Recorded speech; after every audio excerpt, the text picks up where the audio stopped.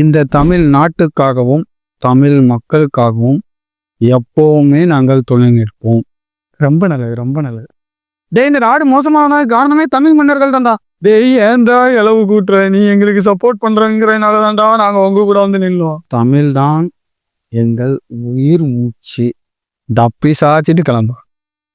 சத்தியமா நல்லாவே இல்லை.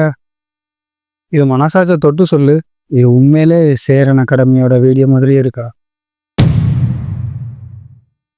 தமிழர்கள்கிட்ட இலக்கணம் இலக்கியம் எல்லாமே இருக்கு. உலக பொதுமறையான திருக்குறளும் இருக்கு, அகநானூறு இருக்கு, புறநானூறும் இருக்கு.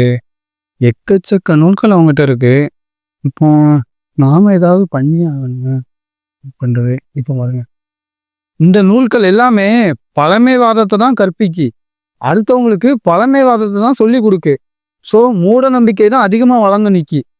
இந்த நூல்கள்லாம் நான் ஏற்றுக்கிறதே இல்லை. தமிழர்கள்லாம் முட்டா பசங்க, அவங்களுக்கெல்லாம் எல்லாத்தையுமே சொல்லி கொடுத்தது நாங்கள் தான்.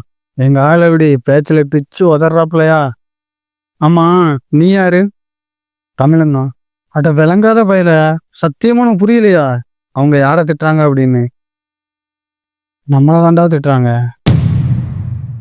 ஆமாம், 1000 வருஷத்துக்கு முன்னாடி இரும்புல வாள் செஞ்சு போர் பண்ணோம்லாம், சண்டைலாம் போட்டோம்.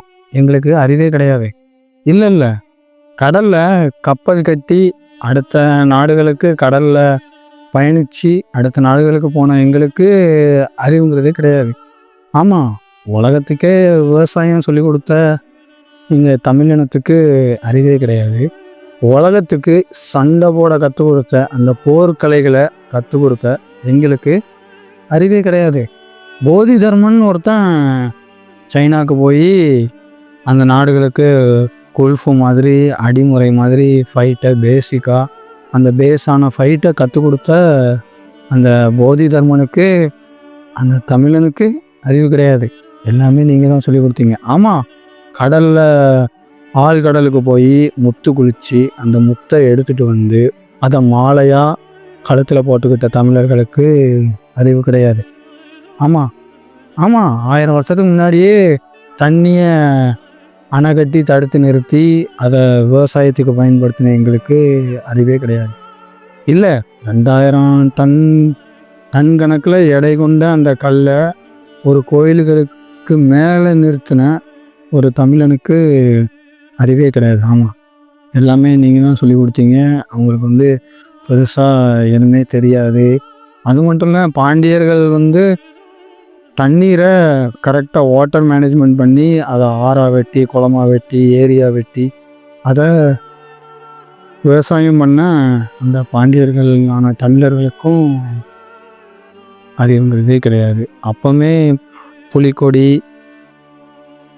மீன்கொடி, வில்கொடி அந்த மாதிரி கொடிகள் வச்சு நிறையா நாடுகளுக்கு போய் கடாரம் வரைக்கும் போய் மலேசியா வரைக்கும் போய் நாடு கடந்த சண்டை போட்டு அந்த நாடுகளெல்லாம் பிடித்த தமிழர்களுக்கு அறிவு கிடையாது. கங்கை கொண்ட சோழபுரம்னு உருவாக்கின அந்த தமிழருக்கு அறிவு கிடையாது. 1000 வருஷத்துக்கு முன்னாடியே அணுவை பிளக்க முடியும்னு சொல்லியிருப்பாங்க, பிளாக் ஹோலை பற்றி பேசியிருப்பாங்க. அது மட்டும் இல்லாமல் 5 நிலங்களாக பிரித்து அந்த நிலங்களுக்கெல்லாம் தெய்வங்கள் வச்சு 5 நிலங்களை உருவாக்கி காடுகளை அழித்து விவசாய நிலங்கள்லாம் கிரியேட் பண்ணி விவசாயம் உலகத்துக்கு சொல்லி கொடுத்தவங்களுக்கு அறிவு இல்லை. என்னங்கடா? இல்லை, என்னன்னு கேட்பேன். இதுக்கெல்லாம் காரணம் பேசுகிறத கேட்க வேண்டிய நிலைமை எதுக்குன்னா, தமிழ் அமைப்புகள் ஸ்ட்ராங்காக இல்லை. சும்மா பேருக்குன்னு ஒரு 10 பேரை சேர்த்துக்கிட்டு ஸ்ட்ராங்காக இல்லை. இது நமக்கு தேவையே இல்லை. இந்த கதையே நமக்கு தேவையில்லை. பேசாமல் நீ ஹிஸ்ட்ரியை பற்றி தானே பேசிகிட்டு இருப்ப, ஹிஸ்ட்ரியை மட்டும் பற்றி பேசிட்டு போயிட்டே இரு. உனக்கு எதுக்கு இது வேண்டாத வேலை பார்த்துட்டு இருக்கேன்? உனக்கு இது தேவையா? உன் வேலை என்னமா பார்த்துட்டு போ.